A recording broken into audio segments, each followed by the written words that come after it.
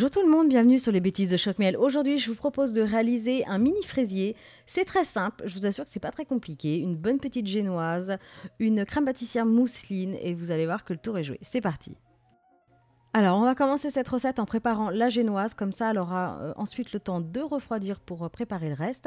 Donc pour ça, vous allez prendre 2 saladiers et dans un premier saladier, vous allez mettre 3 œufs entiers et vous allez y ajouter 2 jaunes d'œufs. Vous gardez bien sûr les blancs pour les monter en neige.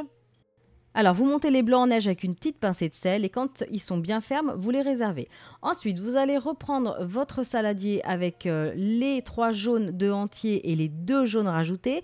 Vous y ajoutez le sucre et là vous allez fouetter jusqu'à ce que le mélange double de volume et que ça blanchisse. Maintenant, il ne vous reste plus qu'à incorporer votre blanc d'œuf à cette préparation de sucre et de jaune. Donc faites-le au fur et à mesure, vous prélevez un petit peu de blanc d'œuf, vous l'incorporez et ensuite voilà, vous rajoutez des morceaux petit à petit sans casser les blancs d'œuf. Donc pour ça, vous prenez une spatule et vous soulevez par le dessous et vous mélangez, vous faites des petits mouvements comme ça, voilà. Ensuite, quand tout est bien incorporé, on va y ajouter de la farine. Donc pareil, ajoutez-la au fur et à mesure. Une fois que la farine est incorporée, vous allez ajouter votre levure chimique. Donc pareil, vous remélangez bien. Ensuite, la préparation est pratiquement terminée. Vous allez prendre une grande plaque à pâtisserie, vous mettez du papier sulfurisé et là, vous allez simplement venir étaler votre pâte avec une spatule. Voilà, vous l'étalez bien pour qu'elle prenne tout l'espace et vous placez au four à mi-hauteur à 200 degrés pendant 15-20 minutes. Donc ça va assez vite, surveillez bien la cuisson. Et voilà, donc à la sortie du four, c'était tout doré. Alors ensuite on va s'occuper de la crème pâtissière mousseline, donc vous allez fendre la vanille en deux, vous allez venir avec le dos du couteau gratter comme ça pour récupérer toutes les graines. Ensuite vous prenez une casserole, vous ajoutez le lait, les graines de vanille et la gousse, comme ça ça parfume encore plus. Et vous allez mettre sur feu vif jusqu'à une première ébullition. Quand l'ébullition apparaît, on stoppe la cuisson tout de suite. Ensuite, dans un saladier, vous allez ajouter un œuf entier et 2 jaunes d'œufs en plus. Vous ajoutez le sucre. Ensuite, fouettez bien ce mélange jusqu'à ce qu'il blanchisse. Et ensuite, vous allez pouvoir ajouter la farine tamisée. Vous remélangez à nouveau. Alors moi, je suis passée au four électrique parce que voilà, je suis paresseuse. J'avais envie que ça aille plus vite. Mais vous pouvez garder votre four à la main, peu importe. Ensuite, vous allez ajouter votre lait chaud, donc au fur et à mesure pour pas que l'œuf cuise. Donc faites attention. Vous versez un petit peu, vous mélangez, vous reversez. Une fois que c'est mélangé dans votre saladier, vous allez tout remettre à nouveau dans la casserole. Ensuite, vous allez ajouter immédiatement les petits dés de beurre et vous allez fouetter, donc avec un fouet cette fois, pas le fouet électrique, avec le fouet à la main, vous allez fouetter donc sur un feu vif parce qu'il faut que l'ébullition apparaisse.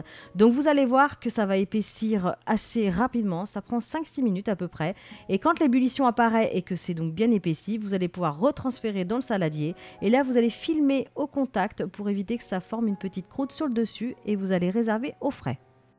Maintenant, on va passer au sirop de sucre. Donc, c'est super facile. Vous allez prendre une petite casserole et il faut qu'il y ait autant d'eau que de sucre. Donc là, j'ai mis 30 g de sucre, donc 30 g d'eau.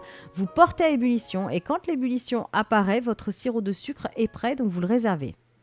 Alors, on revient maintenant à notre génoise. Donc là, j'ai enlevé le papier sulfurisé et vous allez simplement, avec des emporte-pièces, faire des cercles. Vous faites autant de cercles que vous pouvez.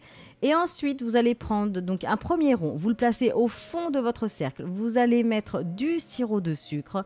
Ensuite, vous allez placer vos fraises. Donc moi, je les ai coupées en deux parce que ça faisait trop de fraises après. Ça faisait de trop gros morceaux. Donc, je les ai coupées en deux et je les ai collées en fait sur l'emporte-pièce. Là, j'ai ajouté ma crème pâtissière vanille, donc mousseline. Et j'ai remis au centre des petits dés de fraises.